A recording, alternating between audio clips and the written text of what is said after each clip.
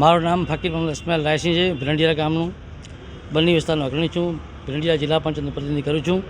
આજે અમે માનનીય શ્રી કલેક્ટર સાહેબને એટલા માટે મળ્યા કે બન્નીમાં વારંવાર જંગલ ખાતા દ્વારા મામલતદારશ્રીને લઈને નોટિસો આપવામાં આવેલ છે, તેનું કાયદાકીય રીતે ઉલ્લંઘન થાય છે અને અમારી બન્નીની 19 ગ્રામ પંચાયતો 48 ગામડા જે આવેલા છે એ આજ સુધી 1947થી આજ સુધી મહેસૂલ હસ્તગત રહેલ છે અને મહેસૂલની કામગીરી થાય છે અને જંગલ ખાતો આવીને અંટરરૂપ કરે છે. એના માટે કલેક્ટર સાહેબને મળેલ છે કે જ્યાં સુધી બન્નીનું સેટલમેન્ટ ન થાય ત્યાં સુધી ખોટી રીતે અંટરરૂપ અમને તત્વ દ્વારા કરવામાં ન આવી તો કલેક્ટર સાહેબ સુધી અમારે આવેદન આપેલ છે કે હું યોગ્ય કાર્યવાહી કરીશ અને આપને ન્યાય અપાવીશ.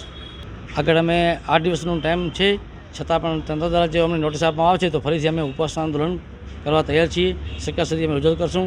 માનનીય શ્રી કલેક્ટરશ્રીએ આપેલ છે હયાતધારણા, એટલે અમે અત્યારે કંઈ પણ પ્રોગ્રામ કરવાના નથી. 30 જણા હતા. બન્ની પશુ માલધારી સંગઠન, વિવિધ ગામોના સરપંચશ્રીઓ, અગ્રણીઓ, તાલુકા પંચાયતના સભ્યો બધા ઉપસ્થિત રહ્યા હતા બન્ની વિસ્તારના. મારું નામ ઈશાભાઈ મુતવા, હું ગોરેવાલી બન્નીનો રહેવાસી છું અને બન્ની પશુચરક માલધારી સંગઠન સાથે જોડાયેલો છું. આજ રોજ અમે જે કલેક્ટરશ્રીને મળવા આવ્યા હતા એ તારીખ 10/10/25ના રોજ મામલતદારશ્રી અને આરએફઓ થઈની સહી સાથે દબાણ હટાવની ઝુંબેશ રૂપે અમારા બન્ની વિસ્તારના માલધારીઓને નોટિસ આપવામાં આવી હતી. જે નોટિસ અનુસાર અમારું કહેવું એવું હતું કે બન્નીનો જ્યાં સુધી સેટલમેન્ટ ન થાય ત્યાં સુધી આખી બન્ની દબાણમાં લખાય છે.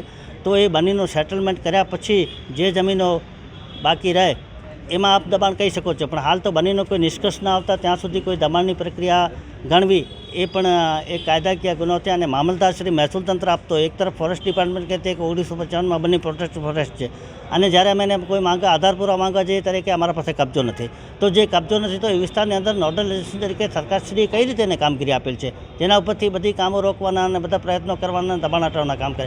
બીજી તરફ મહેસૂલ તંત્ર કહે કે અમારા પાસે કબજો છે પણ અમારા પાસે કબજો નથી, ખાલી અમને સુપ્રત કરે. તો પછી કબજો ના હોય તો પછી તમે સહી કેવી રીતે કરી? તો એનજીટીનો આદેશ અને બન્ની પશુચરક માલધારી સંગઠનના ઉલ્લેખ સાથે જે નોટિસ આપવામાં આવે છે એ વાતનો અમારા સંગઠનને વિરોધ હતો કે 2018ની અંદર અમે પીએલ દાખલ કરેલ હતી. 2021માં જેનો ખુલાસો આવ્યો હતો અને 6 મહિનામાં તમે કામગીરી પૂરી કરી, તો એને સાઈડમાં રાખી અને 2019નો વચગાળાના આદેશને અમલ કરવા આ કે વ્યાજબી વાત છે?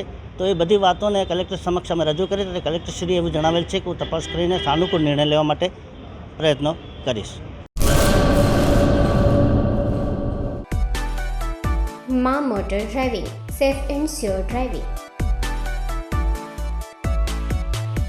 ડ્રાઇવિંગ એ શોખ સાથે આપની મોટી જવાબદારી પણ છે.